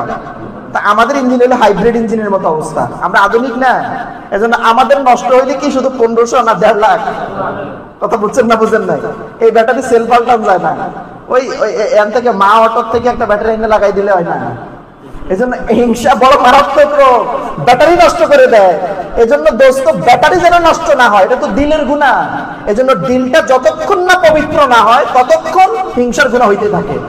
কথা বুঝেন নাই মনে হয়? হিংসার কারণে আপনার জবান নষ্ট হয়, হিংসার কারণে চোখ নষ্ট হয়, হিংসার কারণে ভাবনা নষ্ট হয়। কারণ সে তো নিজেরে পড়তে আছে অন্যের জ্বালায়। কথা বুঝতে পারছেন তো ভাই? ভাই, যদি আমাদের দিল, ছাত্রদের হিংসা থাকতে পারে, ওস্তাদের হিংসা থাকতে পারে, দিলের মধ্যে তৈরি হইলেই গুনাহ না জ্বললে গুনাহ? জ্বললে গুনাহ। জ্বলার আগেই যার ব্যাপারে হিংসা তার ব্যাপারে দোয়া করা চাই। 2 ধরনের হিংসাকে শরীয়তের পরিভাষায় গিবতা বলে, আর বাংলা পরিভাষায় ঈর্ষা বলে। ঈর্ষা, এই ঈর্ষা জায়েজ, গিবতা কি জায়েজ। খেয়াল করবেন, গিবতা 2 বিষয়ে জায়েজ। কেন? এক বিষয় হচ্ছে যাকে আল্লাহ মাল দিছে আর এই মালটা পর্যাপ্ত পরিমাণ আল্লাহ রাস্তায় খরচ করে। আল্লাহ তাকে কি দিছে? কি করে মালটা? এখন সে এই ব্যাপারে ঈর্ষা করতে পারে, আল্লাহ আপনি যদি আমাকে দিতেন তো আমিও আল্লাহ রাস্তায় ব্যয় করতাম।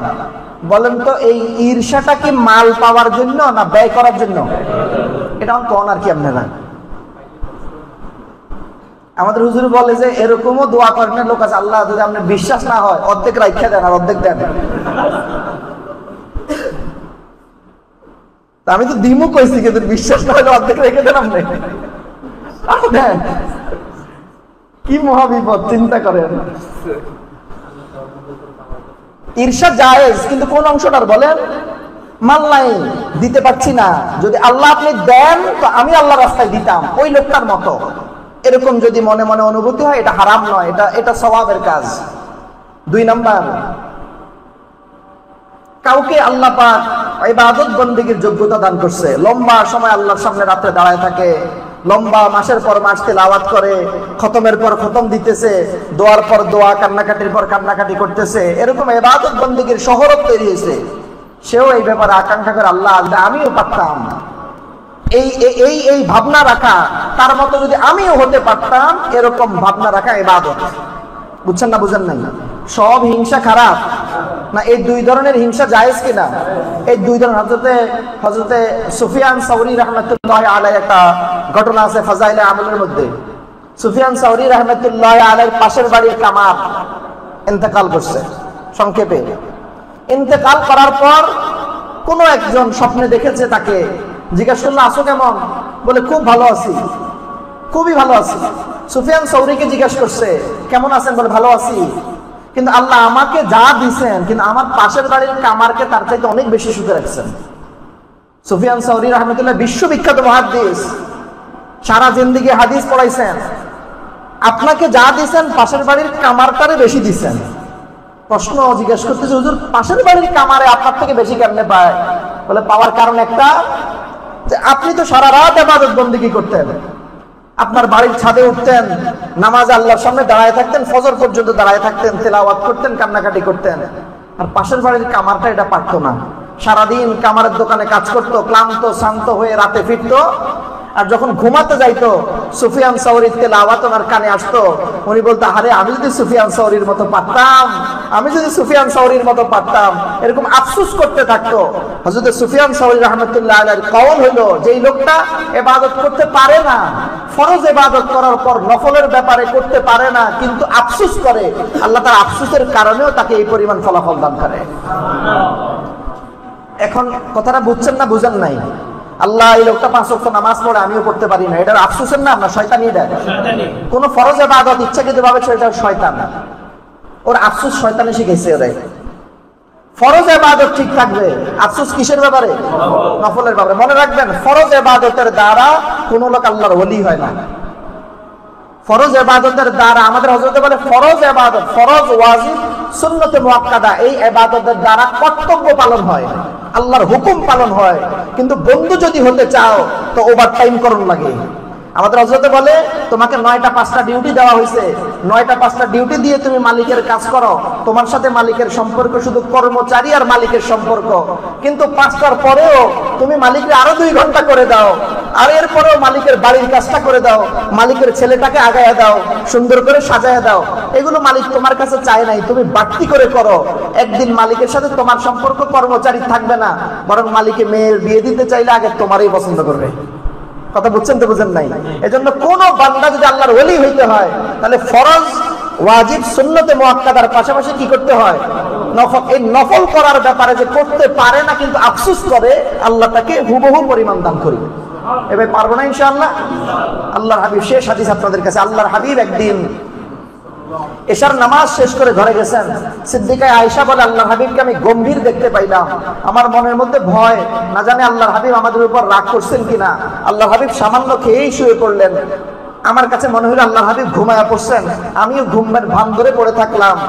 সিদ্দিকা আয়েশা বলে, কিছুক্ষণ পরে আমি দেখলাম আল্লাহর হাবিব সজাগ হয়ে গেছেন, সুন্দর করে ওযু করে একদম জায়নামাজে দাঁড়িয়ে সাথে সাথে সেজদায় চলে গেছেন, দীর্ঘ সময় সেজদা করতেছেন, দীর্ঘ সময়।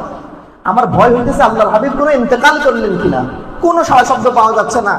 দীর্ঘ সময় পর আমি আল্লাহর হাবিবের গায়ে যখন হাত দিছি, মনে হইল আল্লাহর হাবিবের নিঃশ্বাস চলতেছে।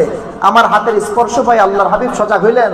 আল্লাহর হাবিব সাল্লাল্লাহু আলাইহি ওয়াসাল্লাম আমি জিজ্ঞেস করি, আল্লাহর হাবিব আপনি এতক্ষণ সেজদায় কেন? ইতিপূর্বে তো এমন দেখি নাই। আল্লাহর হাবিব বললেন, আয়েশা জানো আজকে কোন রাত? আজকে সেই রাত যেই রাতে আল্লাহ বিশেষ নিরাপত্তার নজর, মহাব্বতের নজর বান্দার দিকে দেয়। যেই লোকটা তার কাছে মাফ চায়, আল্লাহ তাকে মাফ করে দেয়। আজকে লাইলাতুন নিসফে মিন শাবান, আজকে রাতটা সেটাই রাত। আল্লাহর হাবিব সেজদায় ছিলেন। আমরা এশার নামাজ পড়ে, ফজর নামাজ পড়ে ঘুমায় যাব, কথা কর না কেন?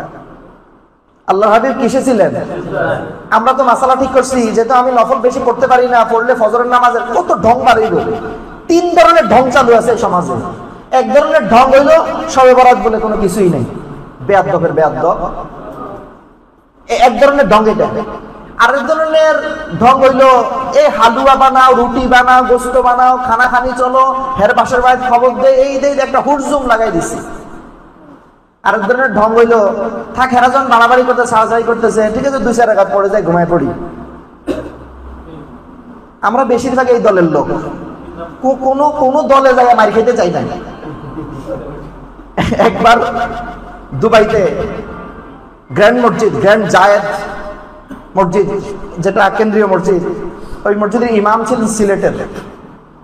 একবার সফরে নামাজ পড়ার পরে ওনার সাথে কথা বলতেছিলাম। উনি বললেন যে হুজুর, একবার টাঙ্গাইলে একটা মসজিদের খেদমতে আমি ছিলাম, তো জুমার পরে আমি দেখলাম যে এক চাচা এরকম রুকু অবস্থায় আছে এরকম।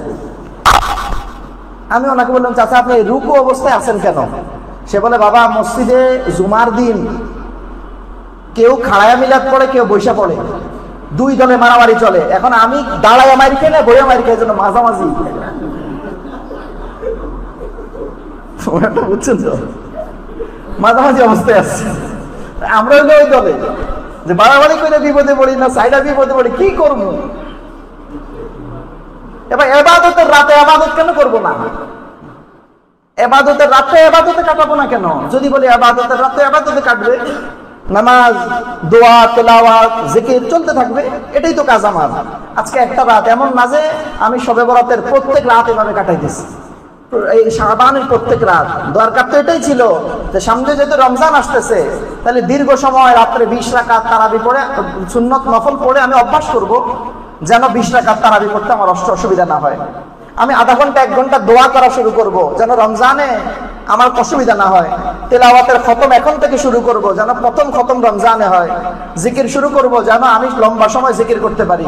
আমার ইবাদত বন্দির একটা রুটিন বানাবো। এটা কি জরুরি ছিল না আমার জন্য? এটা তো করেই নাই। আজকে অন্যরা করতেছে, এখন আমিও একটা মাসালা খুঁজে, একটা ফাঁক খুঁজতে আছি আর কি।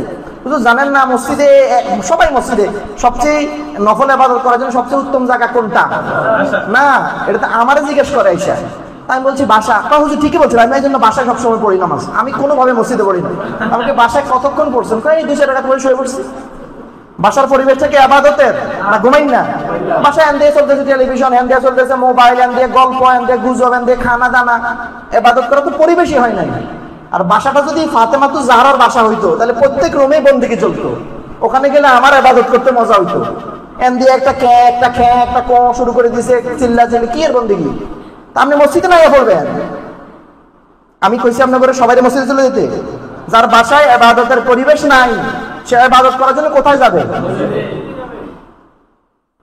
যত মাসালা আছে নিজের জন্য যে সুবিধা সিপা রাস্তা, এটা খুঁজে বের করে ফেলাই।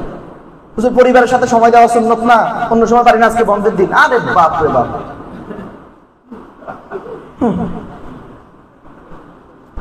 কত মাসালা বাইরেছে। রমজানের 10 দিন ইতিকাফ করা লাগবে, কারণ আজকে মসজিদে ইতিকাফের নিয়তে থাকা যায় না। নফল ইতিকাফ 1 ঘন্টা 1 ঘন্টা হইতে পারে, আধা ঘন্টা হইতে পারে।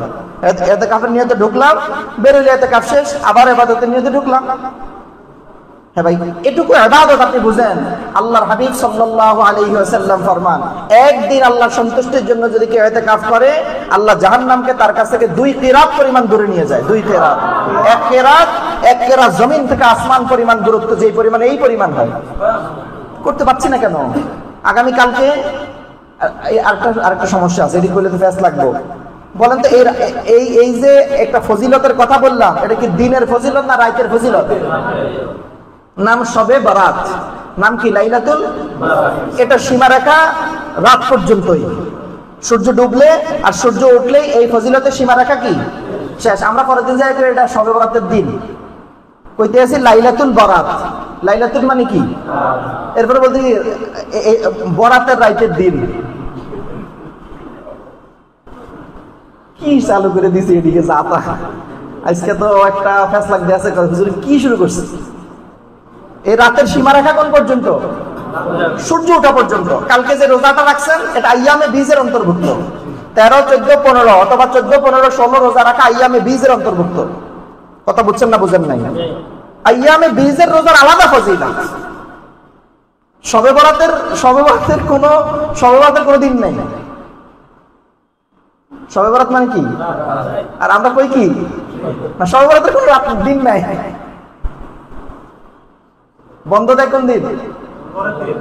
কি লিখে? শবে বরাতের দিন। আল্লাহ আপনি বুঝার তৌফিক দেন আমাদের সবাই রে। এবার শোনেন, এই ইজতেমাই আমলের তুলনায় নফল ইবাদত ইনফিরাদি উত্তম। ইনফিরাদি, এটা তো বললাম একটা কথা, ইনফিরাদি আমল তো অনেক করছি, আসেন এই সাথে আরো একটা আমল যুক্ত করি। অনেক আমল, নফল রোজা, তেলাওয়াত, নামাজ, জিকির এগুলো তো করবেনই, সাথে একটা আমল যুক্ত করেন। গোটা দুনিয়ায় আল্লাহর হাবিবের উম্মতদের হাল কি এখন, অবস্থাটা কেমন? যারা রাত্রে বন্দেগী করতে আসছে এরা দিনে ফুল বেঁচে আসছে। বলেন তো ভাই, মদের দোকানে মদ খাওয়া কি? খাওয়ানো কি? সার্ভ করা কি? মদের দোকানের ব্যবস্থা করা কি? এই ঠিক একই কায়দায়, একই মাসালায় ভালোবাসা দিবস হারাম, ওখানে যাওয়া হারাম, ওখানে ফুল বিক্রি করা হারাম, দোকান দেওয়া হারাম, প্রমোট করা হারাম, হারাম এগুলো সব। এই লোকটা দিনে ফুল বেচাইছে, মদের দোকান দিলে যেই গুনাহ, এই ফুলের দোকান দিলে এই গুনাহ, এই গুনাহ করে হ্যাঁ এসে মাপ চাইতো। সে যদি শুধু গুনাহ করতো তাহলে অসুবিধা ছিল না। সে গোটা দুনিয়ার, বাংলাদেশের গোটা দুনিয়ার উম্মতদেরকে গুনাহে লিপ্ত করছে, সে উম্মতকে গুনাহে লিপ্ত করছে। সে গোটা উম্মতের কাছে আল্লাহর হাবিবের দিন আর ধর্মের গলায় চুরি চালাইয়া পাশ্চাত্য আর বিজাতীয় সংস্কৃতি বিক্রি করছে সে আমার কাছে। আমাদের দিন ধর্ম মুসলমানের সংস্কৃতিকে ভুলে দিতেছে, সেও মাপ চাইতে আসছে। এজন্য দোস্ত, আমরাও মাথায় রাখবো কিভাবে এই দুনিয়াটাকে, প্রত্যেক আল্লাহর হাবিবের উম্মতকে বাঁচানো যায়। এটাও কি একটা আমল হইতে পারে কিনা বলেন? আসেন বসে একটু মাশওয়ারা করি, একটু বসি, কিভাবে আমি বাঁচতে পারি, আমার পরিবার বাঁচতে পারে, আমার বন্ধু বাঁচতে পারে কিভাবে। সমস্যাটা কোন জায়গায় জানেন? যখনই এরকম কোন একটা দিবস আসবে তার আগে আমাদের প্রস্তুতি শুরু হয়। আগের দিন 26শে মার্চ আসবে কিনা, কি হয় 26শে মার্চে? ওই যে খাম্বা বানায় রাখছে, খাম্বা নিয়ে ফুল দেয়। 21শে ফেব্রুয়ারি আসবে, কি করবে? আরে খাম্বা বানাইছে তো ঢাকা বিশ্ববিদ্যালয়ে, ভালো কথা। এই আমাদের পাশের গলিতে কলা গাছ দিয়ে খাম্বা বানাইছে, কলা গাছের খাম্বা। আপনারাও 3টা বেতের খাম্বা বানাইবেন, ওর পাশের মধ্যে লাগাইবেন খাম্বা 3টা। এই দাওয়াত আমরা কখন দিব? 21শে ফেব্রুয়ারি 2 দিন আগে। ও মানতে পারবে নাকি? স্কুল আমাদেরকে বোঝান যে স্কুলের মাঠে এরকম খাম্বা আগে থেকে বানানো হয় না, নতুন করে খাম্বা কেন বানাইতেছ? আগে দাওয়াত শুরু করেন তার ঘরের কাছে। এই খাম্বাগুলো এক একটা পূজার নাম। খাম্বায় ফুল দিলে কি হবে? আমার ধর্ম এটা বলে কিনা এটা আগে জানতে হবে তো। আমার কথা বুঝেন না মনে আপনারা? এই দোস্ত, আমরা আমাদের চিন্তার ফেরি করতেছি। এই চিন্তা তৈরি করা দরকার যে উম্মত এই কাজ করতে পারে কিনা, করলে কি কি সমস্যা আছে, কোন সংস্কৃতিতে ঢুকাই দিতেছেন। আজকে আপনি ক্লাস 2-3 বই খোলেন, ওখানে 21শে ফেব্রুয়ারির কবিতা লেখা আছে, প্রভাত ফেরি প্রভাত ফেরি। কি করেন? খালি পায়ে পুরা রাস্তা ঘর হাঁটি, হাইটা ফুল দেই, আসেনি? আমরা মনে জানেন না এগুলা। আমার সন্তানকে আপনি খালি পায়ে হাঁটাইয়া কি শিখাইলেন? এটা আমার সংস্কৃতির অংশ কিনা শুধু আপনি জানেন না। আল্লাহু আকবার। জেরুজালেম ইহুদিদের দখলে ছিল, ওমর রাদিয়াল্লাহু তাআলা আনহুর কাছে হ্যান্ডওভার করছে। ইহুদিরা পরাস্ত হয়েছে। ওবাইদুল্লাহ ইবনে জাররাহ, আবু উবাইদা ইবনুল জাররাহ রাদিয়াল্লাহু তাআলা আনহু সেনাপতি। ঘিরে ধরছে মুসলমানরা। ইহুদিদেরকে তার দুর্গ থেকে বের হইতে দেওয়া হবে না, হয়তো যুদ্ধ হবে, না আত্মসমর্পণ করো। তারা রাজি হয়েছে, আমরা আত্মসমর্পণ করব। কার কাছে? আমিরুল মুমিনিনকে বলো আসতে। ওমর রাদিয়াল্লাহু তাআলা মদিনা থেকে রওনা করছে। দীর্ঘ সফর, ধুলি মলিন হয়ে গেছে, দাড়িতে ধুলা, জামা কাপড় নোংরা ময়লা। লম্বা ঘটনা। ওখানে আসরের সময় হয়েছে, ইহুদিদের নেতা বেরোয় আসছে, এসে বলে আমরা আত্মসমর্পণ করতে চাই। কি করতে হবে বলেন? আমরা আমাদের ধর্মে থাকবো, আপনি আপনার ধর্মে থাকবেন, আমরা আপনাদেরকে জিজিয়া কর দিয়ে থাকবো, ধর্ম যারা পরিবর্তন করতে চায় করবে, অসুবিধা নাই। ওমর বলে কথা পরে হবে, আমার আসরের নামাজ কাজা হইতে, আমার নামাজ পড়তে হবে। এখন পুরো জায়গাটা ইহুদিদের, এখানে তো কোনো মসজিদ নাই, নামাজ উনি কোথায় পড়বে? ইহুদি বললো যে এই আমাদের গির্জা খালি করে দাও, পুরা গির্জা খালি করে দাও, এখানে তুমি নামাজ পড়ো। ওমরকে বললেন ইহুদি। ওমর বললেন না, তোমার গির্জাকে আমি মসজিদ বানাইতে পারি না। যদি তোমার গির্জায় আজকে আমি এই সময় নামাজ পড়ি, তাহলে হইতে পারে তোমাদের মন্দিরকে পরবর্তী উম্মত মসজিদ মনে করবে, এটা আমি মনে করতে পারি না। তোমার গির্জাকে আমি পবিত্র মনেই করি না। কথা বুঝছেন না বুঝেন নাই? নামাজ কোথায় হবে? অপবিত্র জায়গায় না পবিত্র জায়গায়? তোমার গির্জাকে, তোমার মন্দিরকে আমি পবিত্রই মনে করি না। আমি কেন নামাজ পড়বো? প্রয়োজন আমি রাস্তায় নামাজ পড়বো, তোমার গির্জায় আমি পড়বো না। আপনি বুঝতেছেন আমার মানহাজ? এটা আমাদের, আমরা কি কঠোরতা দেখাইতেছি না? এটা আমার দিন, এটা আমার দিন। তোমার পছন্দ হইলে হবে, না হইলে না হবে, এটা আমার দিন। আমি আমার তোমার সুবিধার জন্য আমি আমার দিনকে বেঁচে দিতে পারি না। তুমি প্রভাত ফেরি করবা, 21শে ফেব্রুয়ারি পালন করবা, করো যেমন চাই তা করো, এর নামে নতুন পূজা চালু করবা, মুসলমানকে শিখাইবা, আমার সন্তানকে এই সংস্কৃতি শিখাইবা, এই দিন আমি মানতে পারি না তোমার জন্য। আপনারা মনে করছেন এগুলো তো শিরিক না? আমার সন্তানকে কি শিখাইতেছি? আপনি বলেন জাতীয় সঙ্গীত গাইতে হবে। কয়েক বছর আগে তারা সংসদে প্রণয়ন করতে চাইছিল যে মাদ্রাসায় জাতীয় সঙ্গীত তোমরা চালু করবে, কি চায় না এরা? আমাদের বাচ্চারা আল্লাহর কোরআন নিয়ে দিন শুরু করে, তোমার জাতীয় সঙ্গীত, মুফতি আমিনী বলছিল আমি ডাস্টবিনে ফেলবো জাতীয় সঙ্গীতকে। এটা আমার দিন, এই জায়গায় কোনো ছাড় চলবে না, কোনো ছাড় চলবে না। যদি এই জায়গায় মুসলমান কঠোর না হয়ে থাকে, আপনি নামাজ পড়নেওয়ালা, রোজা রাখনেওয়ালা, পাগড়িওয়ালা, মনে রাখবেন আপনার সন্তানটা মুশরিক হয়ে জন্মাবে। আপনার সন্তানকে স্কুলে পাঠাইছেন, সে মুশরিক হয়ে জন্মাবে। সে এগুলোকে হারাম মনে করবে না তো, কারণ তোর কবিতা 21শে ফেব্রুয়ারি, 26শে মার্চের কবিতা, হেরা শহীদ হয়ে গেছে, হ্যাঁ শহীদের কাছে আমি ফুল দিছি, রক্ত দেওয়া। আমরা তো এই স্বাধীনতা রক্ত দিয়ে টিকাইতে চাই। আমরা ভারতের দাসত্ব মানি না, আমরা রক্তই দিতে চাই তাদের বিনিময়ে। তোমরা আমরা ফুল দিতে আইছি, কই ফুলের ওলা পালাইছে কা? তোমরা না মুক্তিযুদ্ধের শক্তি আসিল, স্বাধীনতা এ আসিল হে আসিল, এখন পালাইছো কা? তোমরা পালাইছো, আমরা পাহাড়ি করতেছি আল্লাহর মেহেরবানি। বলার বিষয় এটা নয়, বলার বিষয় হইল কোন অপসংস্কৃতি যেন আমার সমাজে ঢুকতে না পারে, এটার কোন জিম্মাদারি আমাদের নাই। আসলে এটাও একটা আমল করি যে ভাই এই সমাজটাকে, এই দিন ধর্মটাকে আল্লাহর হাবিবের ছাঁচে দুনিয়ায় কিভাবে আবার টিকায় রাখা যায়, আমার পরবর্তী প্রজন্মের কাছে কিভাবে পৌঁছানো যায়, এই ফিকির করতে পারবো না ইনশাআল্লাহ। এটা আপনাদের এটা বলার উদ্দেশ্য হইল আজকে সারা রাতের ইবাদতের মধ্যে এটাও যেন একটা অংশ হয়, এটাও যেন একটা আমার দোয়ার অংশ হয়। আয় আল্লাহ, ফিলিস্তিনের মুসলমান এখনো মজলুম। আল্লাহর হাবিব ফরমান 3 মসজিদে তোমরা পরিদর্শনের জন্য সফর করতে পারবা, এই সফর করা ইবাদত। কয় মসজিদে? 1 আল্লাহর ঘর, আমার ঘর বাইতুল্লাহিল হারাম, 2 আমার নবীর ঘর মসজিদ নববী, 3 মসজিদুল আকসা তোমাদের প্রথম কিবলা। বলেন তো আমাদের সবার দিলে আল্লাহর ঘরে যাওয়ার আকুতি আছে কিনা? আছে না? মসজিদুল আকসার ব্যাপারে কই কোনো সময় দোয়াও তো করেন নাই। আমার কথা ধরতে পারছেন তো? বলেন তো এই বাইতুল মাকদিসে যাওয়া ইবাদত কিনা? কোন সময় এই ইবাদত পালন করার জন্য দোয়া করছি? মুক্ত হবে কেমনে? ফিলিস্তিন মুক্ত কেমনে হবে? মুসলমানের দিলে বাইতুল মাকদিসে যাওয়ার আকাঙ্ক্ষা নাই, মুক্ত কেমনে হবে?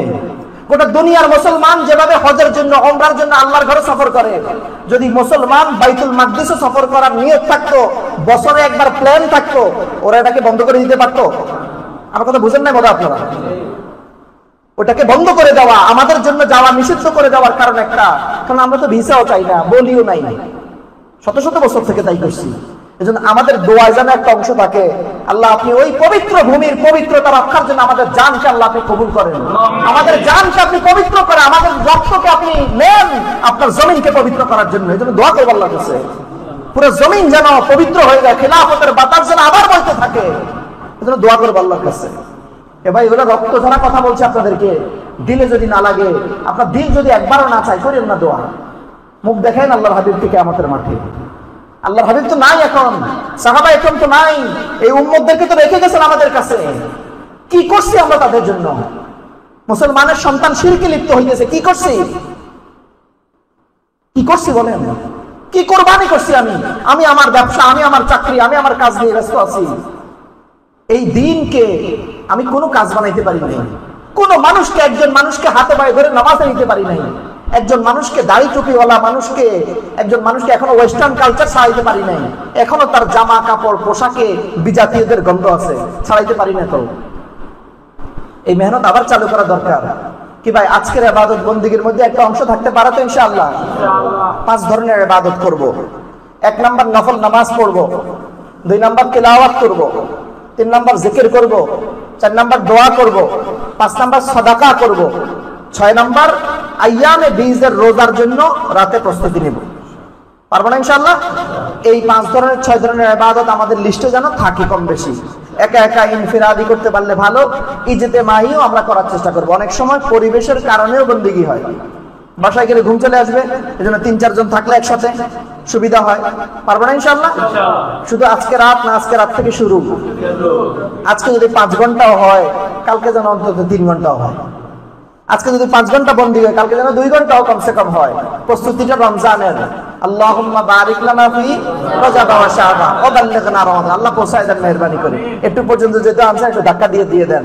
মোট যদি থেকেই থাকে তো রমজানে দেন। এজন্য ভাই তৈরি হবো তো ইনশাআল্লাহ। আল্লাহ আমাদেরকে আমল করার তৌফিক দান করেন। আপনার জন্য মেহমানদারির ইন্তজাম আছে এবং বিশেষ মাশওয়ারা, সবার সাথেই বিশেষ মাশওয়ারা আছে ইনশাআল্লাহ। আমরা এখন নামাজ পড়বো, নামাজের পরে, নামাজের আগে না নামাজের পরে? নামাজ পরে, ঠিক আছে ভাই। নামাজের পরে মেহমানদারি আছে, আর পাশাপাশি এর আগে পরে আপনাদের সাথে আমাদের জিম্মাদার ভাইরা আছেন, ওনারা আমাদের পুরো ইসলাহী মজলিস নিয়ে আপনাদের সাথে একটা পরিকল্পনা শেয়ার করবেন। আপনারা থাকবেন ইনশাআল্লাহ? না বিরক্ত দেখতে হয়ে যাবেন গা? অন্য সময় তো তাড়াতাড়ি যান গা, আজকে একটু সময় দেন। কি বলেন? আমাদের একটা আগানো দরকার না? আমাদের এই মজলিস আল্লাহর মেহরবানি 10 বছর থেকে চলছে, আল্লাহর দয়া। কয় বছর বলেন? 10 বছর। এই আপনারা যারা আসতেছেন এরা আমার কামাই, আমাদের কামাই। আল্লাহ যেন এ দেখে কমসে কম আমাদেরকে মাফ করে দেন। ভাই আমরা যেন আমাদের এই কামাইটাকে, আমাদের এই পুঁজিটা একটা বড় করতে পারি ইনশাআল্লাহ। করবো তো ভাই? আমরা যেন এই খানকাই মেহনতকে আল্লাহ চালু করতে পারি, আল্লাহ চাই ইনশাআল্লাহ। এটা বিস্তর পরিকল্পনা, আমরা সবাই যেন একটা কর্ম পদ্ধতিতে আসতে পারি, এটা দরকার না বলেন? আল্লাহ মেহরবানি ইনশাআল্লাহ। আমাদের ভাইরা বিস্তর পরিকল্পনা করছেন, সবাই সবার পরিকল্পনা শেয়ার করবে ইনশাআল্লাহ। আল্লাহ আমল করার তৌফিক দান করেন। ওয়া মা আলাইনা ইল্লাল বালাগ। সুবহানাল্লাহি ওয়া বিহামদিহি, সুবহানাকাল্লাহুম্মা ওয়া বিহামদিকা আশহাদু আল লা ইলাহা ইল্লা আনতা আস্তাগফিরুকা ওয়া আতুবু ইলাইক। আলহামদুলিল্লাহি রাব্বিল আলামিন। ওয়াসসালাতু ওয়াসসালামু আলা আশরাফিল আমবিয়াই ওয়াল মুরসালিন। লা ইলাহা ইল্লাল্লাহু ওয়াহদাহু লা শারীকা লাহু, লাহুল মুলকু ওয়া লাহুল হামদু ইউহয়ী ওয়া ইউমীত ওয়া হুয়া আলা কুল্লি শাইইন কাদির। ইয়া হাইয়্যু ইয়া কাইয়্যুম, ইয়া হাইয়্যু ইয়া কাইয়্যুম, ইয়া হাইয়্যু ইয়া কাইয়্যুম, ইয়া আল্লাহ, ইয়া হাইয়্যু ইয়া কাইয়্যুম, ইয়া আল্লাহ, ইয়া হাইয়্যু ইয়া কাইয়্যুম, ইয়া আল্লাহ। আয় আল্লাহ, পবিত্র এক রজনীতে আপনার শাহী দরবারে রাতের প্রথম অংশে আমরা কিছু গুনাহগার আসামি, আয় আল্লাহ আমরা কিছু আসামি নিজেই ধরা দিছি আপনার দরবারে। আয় আল্লাহ এই আসামিগুলোকে বেকসুর খালাস দিয়ে দেন আল্লাহ। আয় আল্লাহ আমাদের দিলের ভিতরে শিরকের গুনাহ থাকতে পারে, আয় আল্লাহ প্রত্যেকের দিলে হিংসা থাকতে পারে, আয় আল্লাহ তওবা করতেছে আজকে থেকে বাদ দিয়ে দিছি আল্লাহ। আয় আল্লাহ এই মহিমান্বিত রজনীতে আল্লাহ আপনি মাহরুমদের দরবারে শামিল করিয়েন না। আয় আল্লাহ আমাদেরকে মাফ করনে ওয়ালাদের দরজায় শামিল করেন। আয় আল্লাহ আমাদেরকে মাফ করেই দেন। আয় আল্লাহ যাদেরকে মাফ করে দিবেন আল্লাহ এদের দলে আমাদেরকে শামিল করেন। আয় আল্লাহ কিভাবে চাইলে পরে আপনি মাফ করে দিবেন ওই ভাষা আমাদের জানা নাই। আয় আল্লাহ কোন আকুতি পেশ করলে পরে আপনার দয়া হবে এটা আমাদের জানা নাই।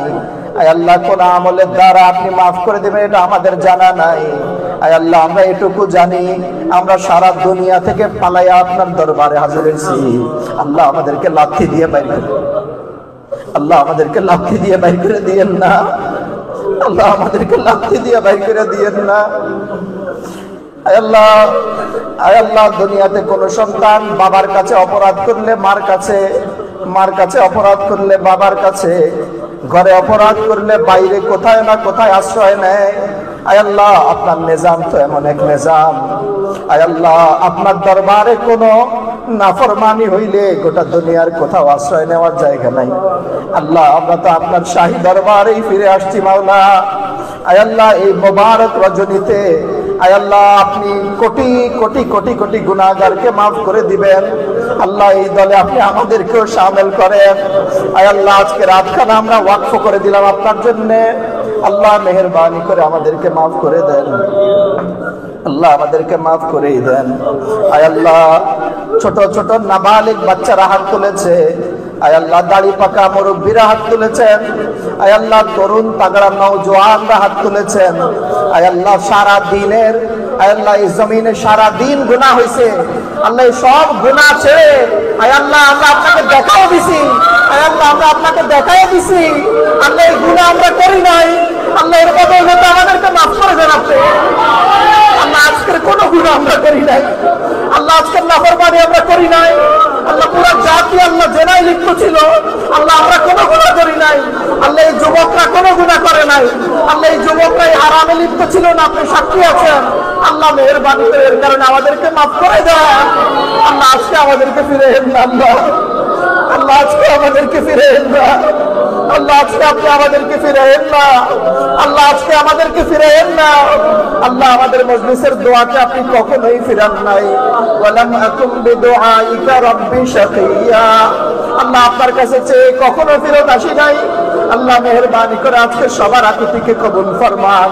আয় আল্লাহ আমাদের উস্তাদরা হাত তুলেছেন, হাফেজে কোরআনরা হাত তুলেছেন, আলেমে দ্বীনরা হাত তুলেছেন, আয় আল্লাহ নওজোয়ানরা হাত তুলেছেন।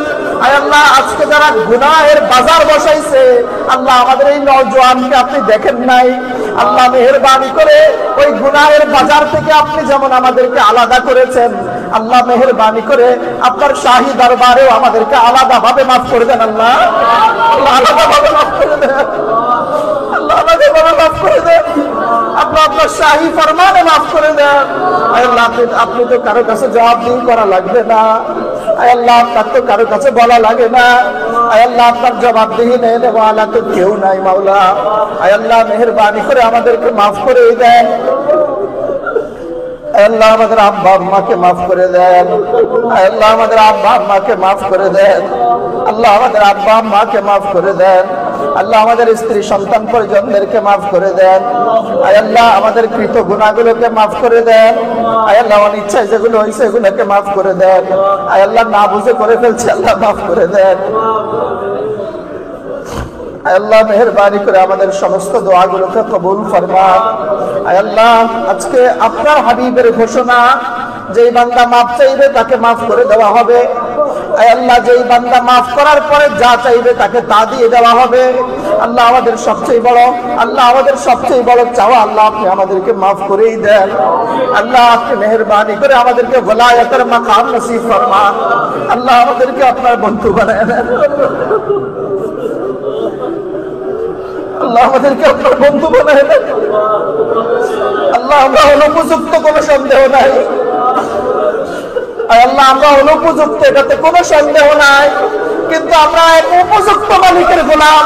আল্লাহ আপনি আমাদেরকে মাফ করেই দেন।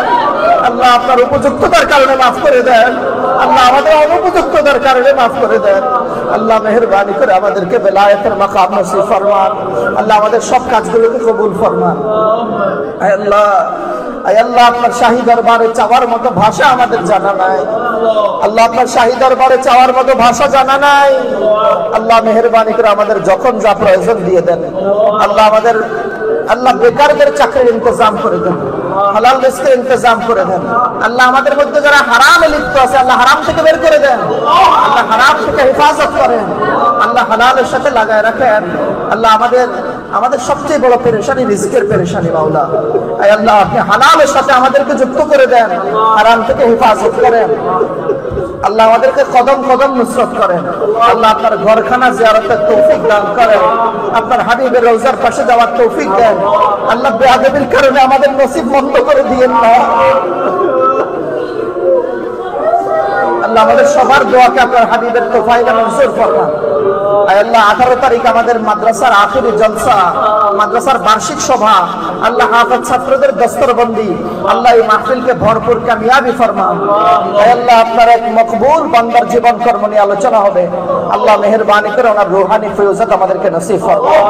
ওয়া সাল্লাল্লাহু তাআলা আলা খায়রি খালকিহি মুহাম্মাদিন ওয়া আলিহি وأصحابه أجمعين سبحان ربك رب العزة عما يصفون وسلام على المرسلين والحمد لله رب العالمين.